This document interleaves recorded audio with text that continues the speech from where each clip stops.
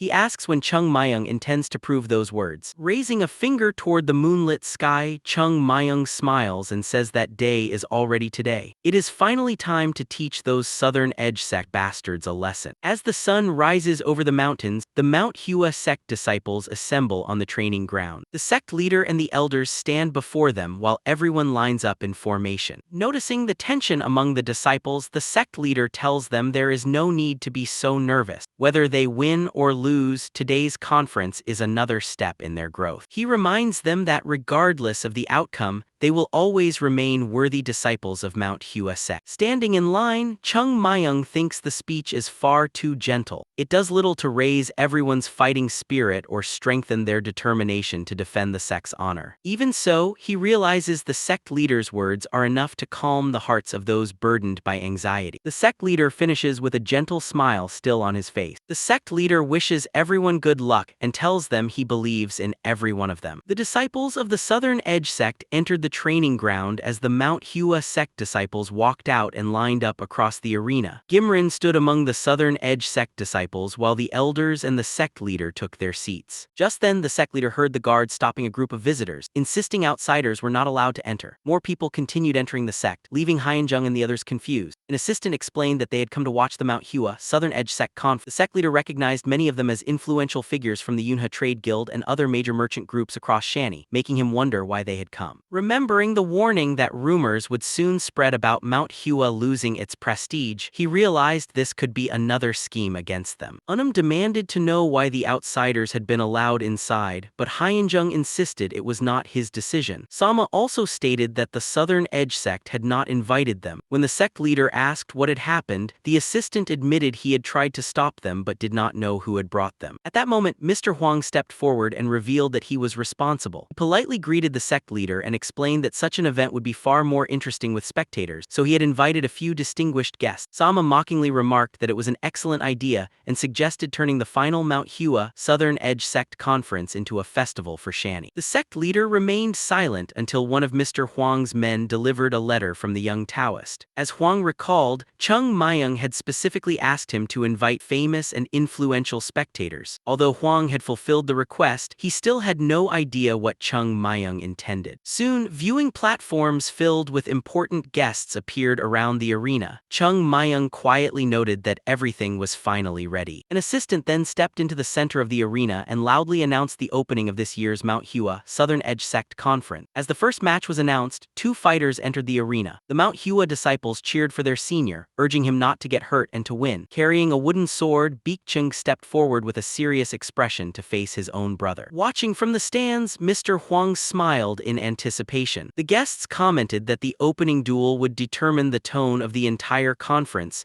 and one even remarked that its outcome could decide the fate of the entire event. The guests looked at the Southern Edge Sect disciple and recalled hearing that he was the sect's greatest talent, destined to lead it to prosperity. They remarked that he looked like the hero of a legend. Looking at Beek-chung, they noticed the two fighters looked strikingly alike, almost like a black and white painting. One merchant wondered how a Mount Hua sect disciple could possibly stand as Gimrin's equal. Facing Beek-chung, Gimrin mocked him for not running away. Beek-chung pointed his sword forward and declared that he would never flee from the Southern Edge sect. Smirking, Gimrin commented that his younger brother talked too much. The sect leader watched with a frown as a tiger-shaped aura gathered around Beek-chung. Declaring himself the future leader of the Mount Hua sect, Beek-chung charged forward. His sword trembled as he unleashed the crouching Azure Tiger Yuan sword, followed by the furious Tiger Claw dance, filling the arena with countless sword vortices. The spectators were stunned. Ghoul explained that the technique resembled a crouching tiger suddenly pouncing, allowing the user to launch relentless high-speed attacks. Although he had seen it before, he couldn't understand when Beek-chung had become so strong. Even the sect leader was shocked by how much the elder had improved through training. Beek-chung continued pressing the attack with glowing blue eyes, forcing Gimrin backward. Jang excitedly claimed their elder was cornering his opponent, but Chung Myung immediately struck him and said that wasn't the case. When Jang asked whether Beek-chung could still win, Chung Myung calmly replied no, pointed out that Beek-chung had yet to land a single hit, and asked whether he truly looked like someone who was winning. As the dust settled, Gimrin emerged completely unharmed. Beek-chung desperately demanded to know why he couldn't reach him. He launched another series of attacks, but Gimrin effortlessly dodged every strike. The repeated failures left Beek-chung unable to understand why he remained powerless. Grinding his teeth,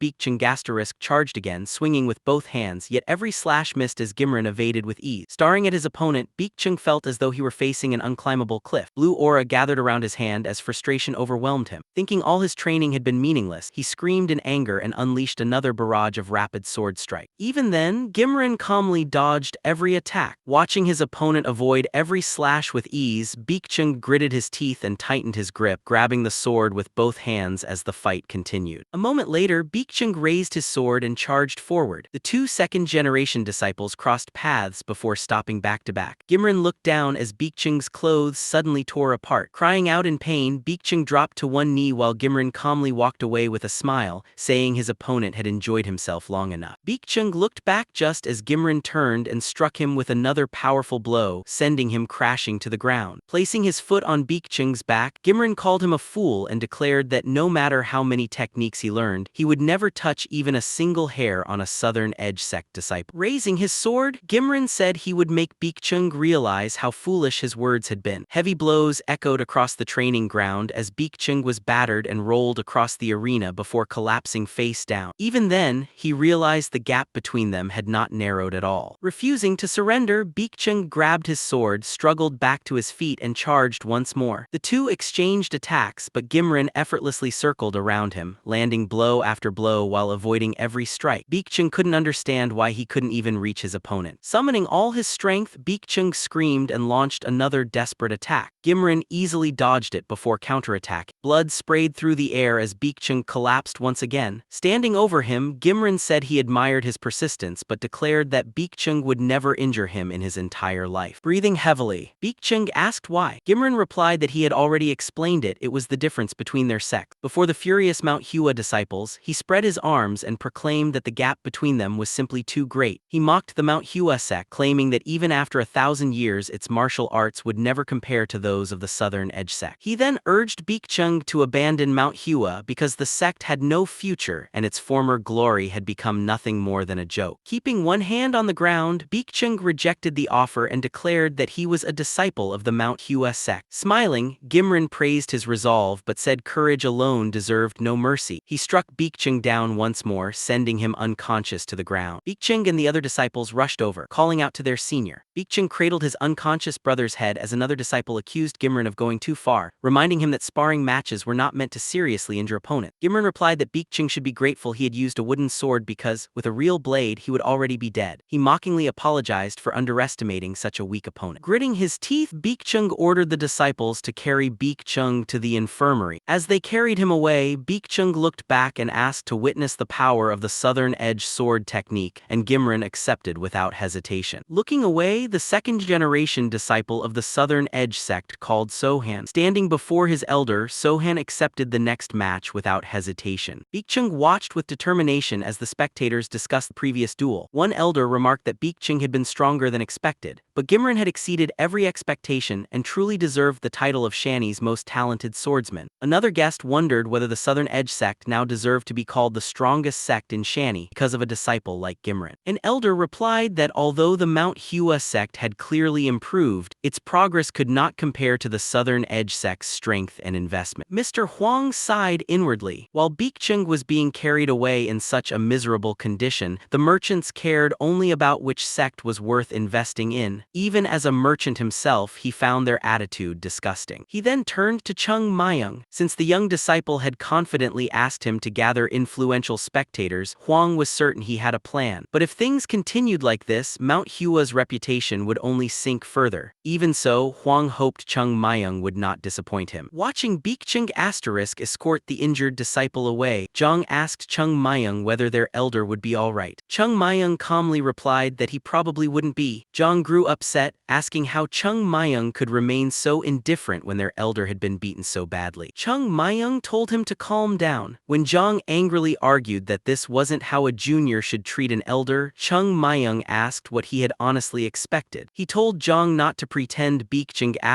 had ever stood a real chance of winning. Zhang looked back at the battlefield, admitting he had never expected Mount Hua to win the Mount Hua Southern Edge Sect Conference. He had only hoped they could preserve a little of their pride after working so hard. Wondering if the 10 great sects were truly on such a different level, he fell silent. Without looking at him, Chung Myung said that if hard work alone were enough, everyone could become a martial artist. What truly mattered was how that effort was used. He then told Zhang to watch carefully and pointed toward the battlefield, saying that every second-generation disciple would lose. When Zhang asked if they would all be defeated, Chung Myung replied that only one person had a chance to win. He glanced toward Issel, adding that it looked like she wouldn't be participating. Zhang looked at Issel in confusion and wondered if Mount Hua couldn't even manage a draw. When he asked if they were going to lose completely, Chung Myung looked at him in surprise and asked who had said they would lose. He explained that he was only talking about the second-generation disciples before telling Zhang to go train because they were all about to sweat soon. On the battlefield, another powerful strike slammed into the Mount Hua sect disciple, sending him crashing to the ground. His opponent stepped forward, placed a foot on his chest, and mockingly asked if he was finished. Sohan pitied him, saying he could still continue, before turning toward Chung Myung with a mocking grin and calling the Mount Hua disciples nothing but empty talkers. Chung Myung frowned as anger flashed across his face, thinking he would soon wipe that grin away. The injured disciple was sent flying again before crashing heavily onto the ground. His wooden sword slid across the arena and stopped at an elder's feet. Hyanson turned pale and announced that it was already Mount Hua's 9th consecutive defeat. He begged the sect leader to stop the matches, fearing the third generation generation disciples would be crushed as well. After a long silence, the sect leader quietly replied that he couldn't stop them. Hyanson desperately asked how he could allow this to continue. The sect leader looked at the elders and merchants, wondering if he should admit that the Mount Hua sect was no match for the Southern Edge sect and surrender before more disciples were injured. But he knew those words would destroy Mount Hua forever. Closing his eyes, he declared that they could only continue forward, leaving Hyanson speechless. Soon another Mount Hua disciple was defeated, giving the Southern Edge sect its 10th straight victory. Smiling proudly, Sama celebrated the result, believing the long-awaited dream of crushing Mount Hua had finally come true. The merchants commented that the event had become nothing more than a beating, wondering whether the Southern Edge sect was simply that powerful or whether the Mount Hua sect had become unbelievably weak. Hearing their remarks, Sama became even more pleased, convinced that everyone now acknowledged Mount Hua's downfall. Looking at the defeated disciples, he decided the only thing left was to uproot the sect completely so it could never rise again. Meanwhile, Unum silently looked toward the sky before announcing that the matches between the third-generation disciples would begin next. Jang let out a nervous sigh. Although their brutal training had given them confidence, watching one senior after another suffer crushing defeats had destroyed that confidence. At that moment, an elder suddenly looked to the side in surprise. Chung Myung was gritting his teeth in barely restrained rage. Jong tried to calm him down, warning him not to lose control, but his words only made Chung Myung angrier. As Unum began announcing the first third-generation match, the Mount Hua disciples suddenly shouted that Chung Myung absolutely could not be allowed to fight first. They all rushed forward and grabbed him, insisting he should be the last person to lose his temper. Then, to everyone's shock, Chung Myung effortlessly leaped over the crowd. He soared through the air before landing in the center of the arena in a cloud of dust. The merchants watched with great interest as he stood confidently with clenched fists. Yum stared in disbelief, wondering why Chung Myung was already standing there. Looking around the arena, Chung Myung shouted that he didn't care which Southern Edge sect disciple came out next. Grinning fiercely, he demanded that one of them step forward immediately because he intended to kill every one of them. Sama leaned forward in surprise, wondering what was wrong with the crazy disciple. Gimran smirked, saying Chung Myung had finally lost his temper. He then called Yureng forward and told him that, despite Chung Myung stepping out first, nothing had changed. Yureng only needed to teach him his place. Yureng immediately accepted the order and stepped into the arena. Declaring himself a third-generation disciple of the Southern Edge sect, he vowed to crush his opponent. Instead of drawing his sword, Chung Myung calmly walked toward him with only his fists raised. Yureng's eyes widened in confusion. In the next instant, Chung Myung vanished from sight and drove a full-powered punch straight into Yureng's cheek. The impact horrified everyone. Sama stared in disbelief while Zhang and Ghoul watched with their mouths hanging open. As Yureng spun helplessly through the air, Chung Myung leaped back and asked how a weakling like him dared to act so arrogantly before telling him to prepare for death. The beaten Waryang continues spinning through the air as sweat runs down Sama's excited face. The student's body flies right past him. Watching from the side, the elder realizes Chung Myung had disappeared for an instant. Looking closer, he wonders if he completely missed the boy's movement and can hardly believe what he witnessed. With a heavy thud, Waryang crashes onto his back, his weakened limbs collapsing after him. Chung Myung calmly grips the hilt of his wooden sword and walks toward him. Stomping the ground, he orders Waryang to stand, pointing out that he hasn't even used his internal energy yet. The Southern Edge sect disciples protest, accusing Chung Myung of attacking while talking and claiming the Mount Hua sect has no manners. Chung Myung dismisses the complaint, believing manners have no place in battle and questioning whether enemies are supposed to greet each other before fighting. Using the last of his strength, Waryang braces himself against the ground and struggles to his feet. His trembling hand reaches for the sword beside him as Chung Myung impatiently tells him to hurry because he won't wait forever. Someone suddenly checks if Waryang is alright. Despite his swollen face, he insists he can still fight. Blood drips from his nose before suddenly pouring out in a massive stream with a small rainbow appearing above it. Chung Myung watches in complete confusion, wondering if the student might actually die and questioning whether a first kill in this new life is supposed to involve this much blood. Chung Myung looks toward Unum with concern, asking if Waryang needs a doctor. Unum admits this is also their first experience with such a situation and says they should first ask the other sect for understanding. Without hesitation, Waryang tears a strip from his shirt, twists the cloth and stuffs it into his nostrils to stop the bleeding. Grinding his teeth in frustration, he regains his composure. Seeing this, Chung Myung smirks, realizing his opponent truly intends to continue fighting. Waryang angrily calls Chung Myung a coward, wipes the blood from his face, and vows to tear him apart. When Chung Myung asks him to repeat himself, Waryong declares that it's too late for mercy and threatens to beat him so badly that even his parents wouldn't recognize him. Chung Myung remains completely calm. Waryong withdraws the praise he gave earlier and signals that the fight should continue. Chung Myung steps forward, admitting he felt a little sorry for him a moment ago, but that feeling has completely disappeared. Beckoning with a finger, he tells Waryong to attack and promises to show him what it's like when he can't even land a single hit. Furious, Waryong's eyes turn red. Someone behind him calls out and he turns to the elders. Gimren warns him not to get carried away or underestimate his opponent. Waryong looks at him in confusion before his expression hardens with anger and he immediately faces Chung Myung again. Saying the warning was a good reminder, Waryong raises his sword and tells Chung Myung not to rely on tricks, claiming his blade won't even touch him. Chung Myung raises an eyebrow and asks if getting beaten for so long has affected his judgment. Enraged, Waryong leaps into the air while cursing Chung Myung and swings his sword. At the last moment, Chung Myung ducks and makes a sharp sidestep. Waryong flies straight past with his mouth wide open as Chung Myung smoothly slides beneath him. Still airborne, Waryong's eyes widen in shock as he realizes what just happened, and he instinctively throws his head back. Chung Myung drives a powerful punch into Waryong's stomach, sending him crashing toward the ground. Turning around, he calmly continues speaking before suddenly spinning back and landing another full-force blow. As Waryong screams in pain, Chung Myung continues striking him, making it clear that what matters in battle is not manners. Landing lightly, Chung Myung raises his head and delivers a devastating kick to Waryong's groin. Waryong turns pale from the pain and lets out a deafening scream. He desperately tries to push Chung Myung away, but the effort only twists his face in agony. Gimren watches with a deep frown as Waryong finally collapses face first onto the ground, his body trembling. Chung Myung steps beside him and points his sword at his face. Grabbing Waryong by the collar, he tears the cloth from his nostrils and asks if he still claims he was never touched. Blood immediately gushes from his nose again, forming another small rainbow above it. The elders stare in horror as Chung Myung tosses aside the blood-soaked cloth, smiles, and declares the battle over. Gimren bites his lip in frustration while Chung Myung calmly leaves the arena. Returning to his seat, he sits down as though nothing happened. Henan stares in disbelief, wondering if what he just witnessed was real. Looking between Chung Myung and the defeated Waryong, he struggles to believe that a third-generation disciple of the Southern Edge Sect had been defeated so quickly and so completely. The sect leader sits frozen with his mouth hanging open, while Hyensen beside him wears the same stunned expression. Hyen Jan can't believe what he has seen, insisting Waryong was supposed to win. Everyone wonders how Chung Myung claimed victory even after Waryong fought with everything he had. Hyensen covers his face before asking Aang how long Chung Myung has been at the Mount Hua Sect. Aang firmly answers that it hasn't even been 6 months. Shocked, they question how someone could reach and even surpass the level of the Southern Edge Sect's disciples in such a short time. As several disciples carry the unconscious Waryong away, Hyensen wonders if Chung Myung had trained in another martial art before joining the sect. Aang shakes his head, saying that wasn't the case. He admits he still can't determine Chung Myung's true strength because the boy has always kept his abilities hidden. Hyen Jan looks ahead in amazement, realizing the boy is an incredible treasure. Remembering Chung Myung's innocent smile, the sect leader reflects that he once believed the child had no potential because he had shown nothing at Mount Hua. Today's battle proves that Chung Myung never stopped growing and has developed his talent far beyond anyone's expectation. They begin to see him as a true genius. Looking toward the sect leader, Hyen remarks that in the end it was still a victory. The sect leader replies that he will take responsibility for restoring the sect's reputation. The elder narrows his eyes, believing this victory is far greater than simply protecting their reputation. Watching Chung Myung quietly sitting in his place, he realizes Mount Hua may have finally found the talent capable of restoring its former glory. As the wind carries smoke through the air, spectators discuss the outcome, agreeing that the child from Mount Hua won with overwhelming ease. A merchant comments that the fight was surprisingly one-sided, especially since the Southern Edge Sect had sent out one of its best disciples first. Huang narrows his eyes, recalling that he was unconscious during the incident at Yinhe Temple, so this is the first time he has personally witnessed Chung Myung's true strength. The old man believes Chung Myung is worth trusting and investing in. Since the boy was never considered someone suited for combat, everyone expected him to lose. Even if someone had anticipated a surprise, the outcome still exceeded every expectation. The merchant remarks that Chung Myung couldn't have defeated defeated a Southern Edge Sect disciple by luck. Another man agrees, saying that considering his age, calling him merely talented isn't enough. Mr. Huang lets out a heavy sigh, convinced that everyone now recognizes Chung Myung as a rare talent and he's glad he invested in him. The old man points out that one victory alone isn't enough. Only after defeating all of the Southern Edge Sect's main disciples will Chung Myung truly be acknowledged as an extraordinary genius. Hearing this, Huang admits the assessment is fair. Clenching his fist, he silently hopes Chung Myung will continue proving himself and eagerly watches to see what happens next. The elder lowers his head, wondering whether Mount Hua will now launch its counterattack. As the flag flutters in the wind, Chung Myung takes a deep breath of fresh air and casually comments that it feels refreshing. The Southern Edge Sect disciples can't understand how he can remain so relaxed after such a fight. Soon, Mount Hua's disciples surround Chung Myung, congratulating him and saying he should have hit his opponent even harder. One disciple laughs, admitting that years of frustration disappeared the moment Chung Myung defeated that arrogant opponent. The elder listens to their praise in surprise while the disciples continue complimenting Chung Myung, saying that someone as strong as him has earned the right to act confidently. Chung Myung brushes off praise, saying the fight ended almost instantly and telling everyone to stop making such a fuss. Hearing that, Zhang smiles in relief. Even after telling everyone they were being noisy and should leave him alone, Chung Myung remains completely unconcerned. Zhang then looks toward the elders who nod in approval. Realizing it's his turn, he steps forward while recalling Chung Myung's battle and thinking he exceeded every expectation. The elder reminds himself that he now has to keep the team's morale high. Seeing Zhang hesitate, Chung Myung asks why he's still standing there and tells him to hurry. Zhang realizes Chung Myung always acts this way after doing something worthy of praise. Knowing his personality, he asks if Chung Myung has any advice, perhaps something about the Southern Edge Sect's technique. Chung Myung questions whether any explanation would actually help in battle before simply telling him to attack the moment he sees his opponent. Though slightly disappointed, Zhang accepts the advice, grabs his sword, and walks toward the center of the arena. Everyone watches with anticipation. The Mount Hua disciples focus on his back, the merchants eagerly observe the arena, and the elders wait in tense silence. As Zhang walks forward, he worries about failing. Just then, Chung Myung calls out to him. Zhang stops and turns around. With narrowed eyes, Chung Myung warns that if he loses, he'll kill him. Zhang freezes before forcing an awkward smile and tightening his grip on his sword. As he climbs the steps, a cool breeze blows from Mount Hua's direction. Stopping briefly, he loudly introduces himself as a third-generation disciple of the Mount Hua Sect and challenges a Southern Edge Sect disciple to face him. Anger spreads across Gimran's face as he calls for Gongjin. Looking at his serious disciple, he orders him to defeat the challenger and return victorious. Gongjin immediately leaps from his seat and rushes into the arena. Gimran grits his teeth, furious that Chung Myung dared to overshadow what should have been a perfect victory. Sitting calmly, Chung Myung doesn't react. Gimran realizes Chung Myung is stronger than he expected, but convinces himself that his success won't last. Filled with anger, he refuses to believe Mount Hua will rise to lasting dominance while he is still around. Gongjin calmly points his weapon forward, his expression unchanged. Watching the scene, Zhang quietly wonders if it has really been 2 years. A drop of sweat runs down Zhang's face as he realizes it hasn't been long since their last encounter. Memories of their previous fight flood back. He remembers collapsing in exhaustion as blood streamed down his face before Gongjin pressed a wooden sword against his neck in victory. Returning to the present, Zhang takes his stand, convinced today's outcome will be different. As his feet slide across the ground, he wonders what would have happened if Chung Myung had never joined them. He recalls how he always lost control whenever he faced the Southern Edge Sect, leaving his sword spinning through the air and making all his training feel meaningless. He remembers slowly walking toward his fallen sword, believing that no matter how hard he trained, it would never be enough. But while everyone else was consumed by despair, Chung Myung never stopped fighting. Zhang recalls seeing Bekchung training high on the cliffs and noticing Chung Myung talking with another disciple. Ever since Chung Myung joined them, they had trained relentlessly for 6 months, climbing cliffs and pushing themselves beyond their limit. Through that grueling training, they discovered abilities they never knew they possessed. As Zhang climbed with bleeding hands, he believed they had finally begun closing the gap with the Southern Edge Sect. At that moment, he decided the outcome no longer mattered. He simply refused to give up. Back in the arena, Gongjin tells him there is no need for unnecessary words and declares that he will force Zhang to bow before the greatness of the Southern Edge Sect. Zhang calmly replies that it isn't a question but a statement. Gongjin instantly charges. Watching his approach, Zhang notices that his stance has changed since their last fight. The attack is simple, fast, and predictable. In the past, he could never block it. This time, Zhang calmly turns his sword sideways and extends it forward, stopping Gongjin's strike. Gongjin frowns in surprise as Zhang forces his weapon aside. Realizing his opponent has improved, Gongjin rushes in again, convinced Zhang still has no chance. Zhang grits his teeth and thrusts his sword forward, but the impact throws him backward. Crouching low, he realizes Gongjin is both faster and stronger than before, easily twice as powerful as during their previous battle. Gongjin stares at him, questioning whether Zhang's strength is real, then launches another attack. Their swords collide repeatedly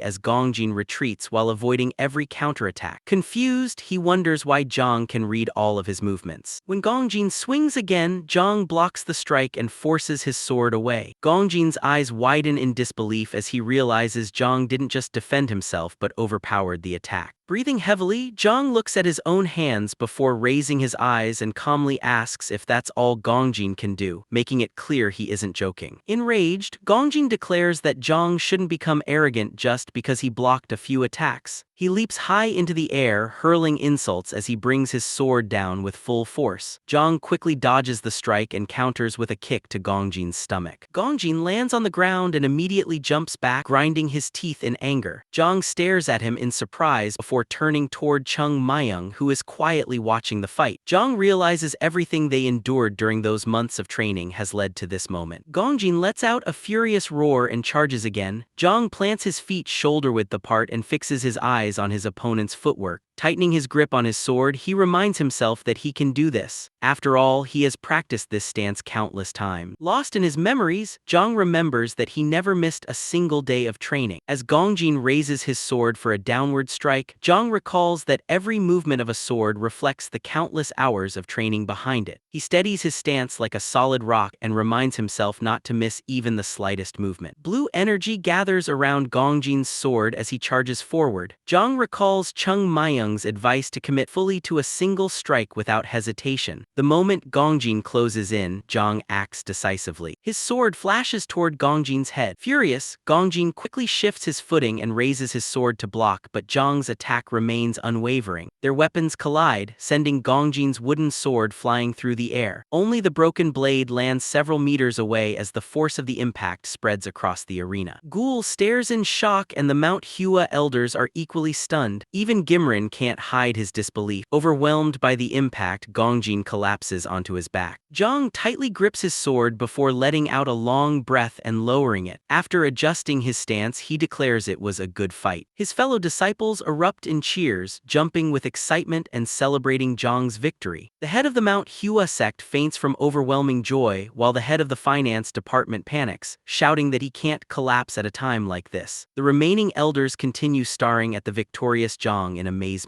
Less than a minute later, Zhang returns to his companions who congratulate him on his victory. Still unable to recover from the shock, Ghoul asks how Zhang became so strong. Zhang simply replies that all he needed to do was step into the arena, adding that Ghoul wouldn't lose either if he just fought with confidence. Afterward, Zhang glances at Chung Myung and asks what he did to them. Chung Myung acts as though he doesn't understand the question. Smiling, Zhang asks again, wondering how they all changed so much. Chung Myung finally explains that he didn't do anything special. He simply made them believe they had to win. He says the Southern Edge Sect disciples are undoubtedly strong for their age, but from another perspective, they are also weak. Confused, Zhang asks how they can be both strong and weak. Keeping his eyes on the arena, Chung Myung explains that they have learned many techniques for their age, but martial arts are like building a tower. The tower's height depends on the strength of its foundation. The Southern Edge Sect built the upper floors before properly finishing the first, making making the entire structure unstable. He asks Jong what would happen if two towers collided with only one built on a solid foundation. Jong answers that the weaker tower would collapse, and Chung Myung says that's exactly the point. He explains that true martial arts begin with complete control over one's body before delivering a decisive strike. As the foundation grows stronger, every technique naturally develops into something faster, stronger, and more stable. Folding his arms, Chung Myung says he merely helped them strengthen their roots before telling Jong to watch the arena. At that moment, Ghoul is already fighting with everything he has against a disciple of the Southern Edge Sect, and even his teacher notices that his movements are completely different from before. Watching Ghoul's footwork, Chung Myung points out that his legs are no longer shaking. As Ghoul relentlessly pressures his opponent, Chung Myung explains that his strikes are more precise than ever because he can now see every opening clearly. With determination in his eyes, Ghoul grips his sword tightly and pours everything into a final strike, defeating his opponent. Chung Myung explains that, at this stage, putting all of one's strength into a single decisive blow is more than enough. That alone is enough to overcome the enemy. Ghoul stares at his defeated opponent in disbelief. Jong then asks Chung Myung why other sects don't train the same way if it's so effective. Chung Myung responds by asking whether the training ever seemed easy. Jong quickly denies it, explaining that he meant the focus and mindset rather than the physical training. Chung Myung asks whether they could endure spending half the day training and the other half meditating while learning discipline, respecting their elders, protecting the weak, avoiding greed, respecting authority, and setting an example for younger disciples. When Jong admits they couldn't, Chung Myung explains that if people could truly live that way, they would become great. Jong finally understands. Everyone dreams of becoming great, but only a handful of people in every generation achieve it because very few can devote themselves completely to that path. As Ghoul returns to his companions and another Mount Hua disciple enters the arena, Chung Myung continues explaining that a single drop of water can eventually wear down a boulder if it falls long enough. Martial arts require complete dedication, which is why the older generations always emphasized hard work. The third generation disciples listen in silence as Chung Myung explains that most people simply cannot push themselves to their limits day after day. Only those who can endure such relentless effort become truly great. Meanwhile, another Mount Hua disciple defeats his opponent. Watching the victory, Jong tells Chung Myung that he finally understands what he has done. Chung Myung replies that they secured victory the moment they found the determination to endure that training. He compares them to young birds that dared to fly only after growing strong enough to support themselves. As the Southern Edge Sect disciples carry away another defeated teammate, Jong breaks into a cold sweat. He wonders where Chung Myung learned all of this and continues staring at him, but Chung Myung remains focused on the matches. Another Southern Edge Sect disciple falls, and the Mount Hua disciples erupt in celebration after claiming yet another victory. Jong is stunned as he realizes they have already won 4 consecutive matches. Aside from Ghoul and Changyang standing out, the rest of Mount Hua's disciples had been considered evenly matched with their opponents. If they kept winning, then Mount Hua would defeat the Southern Edge Sect. Moments later, another Southern Edge Sect disciple is defeated. In the following match, one is blasted backward by a powerful strike, while another is launched into the air before crashing heavily onto the ground. Breathing hard, the victorious Mount Hua disciple stares in disbelief before raising both fists and shouting in triumph. His fellow disciples join in the celebration, cheering that they had truly won. Every third-generation disciple had claimed victory. Mount Hua completed a clean sweep, winning all 10 matches after previously suffering 10 straight defeats. Watching the celebration, Jong smiles broadly, realizing they had turned 10 consecutive losses into 10 consecutive victories. The Mount Hua disciples jump with excitement, celebrating their victory, while Jong realizes it is obvious which side has the higher morale. In contrast, the Southern Edge Sect disciples sit with their heads lowered in shame. Jong turns to Chung Myung and excitedly says they won thanks to him. Before he can finish, Chung Myung interrupts, asking how they can celebrate after the results. Standing up, he points out they previously lost 10 matches and winning 10 now only makes the score even. Jong replies that a draw is still a good result. Chung Myung straightens his posture and says they still don't understand. Filled with determination, he declares that he doesn't recognize the word draw. Hearing this, Jong quietly hopes Chung Myung isn't planning what he thinks he is. Picking up his wooden sword, Chung Myung says that if he were satisfied with a draw, he would never be able to hold his head high. He reminds himself that the Southern Edge Sect still hasn't paid for stealing the Plum Blossom Sword sword techniques or for insulting Mount Hua and its sect leader. Thinking of everyone responsible, he decides there is no way he can let them leave without settling the score. Turning toward the elders, Chung Myung tells his fellow disciples not to miss what he is about to do. Everyone watches in surprise as he walks toward the arena. His steady steps draw every eye, and his familiar back now seems to carry the future of the Mount Hua Sect, reflecting the greatness it once possessed. Under the drifting clouds, the Mount Hua Sect leader regains consciousness and quietly says he can't believe this day has finally arrived. With tears in his eyes, he admits he always believed it would happen someday but never expected to live long enough to witness it. Hyensen supports him as he proudly praises the disciples. Overwhelmed with emotion, the sect leader says he cannot even find the right word. He simply repeats that they have done well and believes he will one day face his ancestors with his head held high. His expression suddenly changes when he notices Chung Myung entering the arena and wonders what the boy is about to do. Meanwhile, the Southern Edge sect leader grips his chair so tightly that his hand trembles as he furiously scolds his disciple. None of them dare lift their heads while he berates them for suffering such a humiliating defeat. He calls them useless for disgracing the sect by losing to Mount Hua before so many witnesses. Gimrin lowers his head and quietly repeats that they suffered 10 straight defeats, turning what should have been the Southern Edge sect's overwhelming victory into nothing more than a tie. Filled with anger, he can't accept what has happened. At that moment, Chung Myung raises his hand and politely asks to speak. The Southern Edge sect leader immediately turns toward him with displeasure. Standing in the center of the arena, Chung Myung says he has something to say before addressing Mr. Huang. Surprised, Mr. Huang asks what he means. Chung Myung says he believes the answer should now be clear after everything they have witnessed. Pointing toward the arena, he asks a simple question: who truly won this conference? Mr. Huang is caught off guard and quickly realizes Chung Myung has no intention of accepting a draw. Smiling, he says that since the question has been asked so directly, they should give an honest answer. He then asks the other judges for their opinions so they can decide the true winner. The judges quietly agree to discuss it. One of them comments that if they must choose only one person, the Southern Edge sect's representative might deserve the victory because he is older and has more experience. One of the judges suddenly raises his hand and says age doesn't matter. Looking toward the future, he believes the victory should go to the Mount Hua disciples. The heavyset judge immediately disagrees, arguing that this ignores important detail. He points out that the Southern Edge sect's third-generation disciples are younger than Mount Hua's, so every factor should be considered before reaching a conclusion. Mr. Huang quietly watches the discussion before turning to Chung Myung. After a brief pause, he admits that reaching a fair verdict is difficult. Remaining in the center of the arena, Chung Myung says he understands. He then points out that if the result ends in a draw, everyone will leave feeling unsatisfied. He proposes one final match to decide the conference once and for all. Since both sects have won 10 battles, the winners from each side should face one another to determine the true victor. Gimrin grits his teeth in frustration, while the Mount Hua disciples stare at Chung Myung in surprise. Gul and Zhang are stunned, realizing the Southern Edge sect's representatives would all be second-generation disciples while they are only third-generation disciples. Mr. Huang continues watching Chung Myung as he reveals another condition. A one-on-one duel would be too ordinary, so he poses a team battle instead. Smiling confidently, he suggests a match where everyone fights continuously until only one side has members left standing. The team with the last fighter remaining will be declared the winner. Rage fills Gimrin's eyes. Chung Myung then runs his thumb across his throat in a mocking gesture, saying that if the Southern Edge sect is afraid, they can simply admit it. The Southern Edge sect leader lets out a disbelieving laugh and asks whether Chung Myung is seriously proposing a team battle. He angrily questions who Chung Myung is to make such a decision and whether he believes he has the authority to do so. Without hesitation, Chung Myung points toward the Mount Hua sect leader and replies that they can simply ask him instead since everything can be discussed openly. The Southern Edge sect leader becomes even angrier, demanding to know how Chung Myung dares speak so boldly. Before he can continue, one of the judges interrupts, saying the proposal sounds interesting. The long-bearded judge agrees, explaining that he would like to see the Mount Hua and Southern Edge sect disciples compete in a team battle. Regardless of the outcome, he believes it would be an exciting match. One by one, the other judges begin agreeing agreeing with him,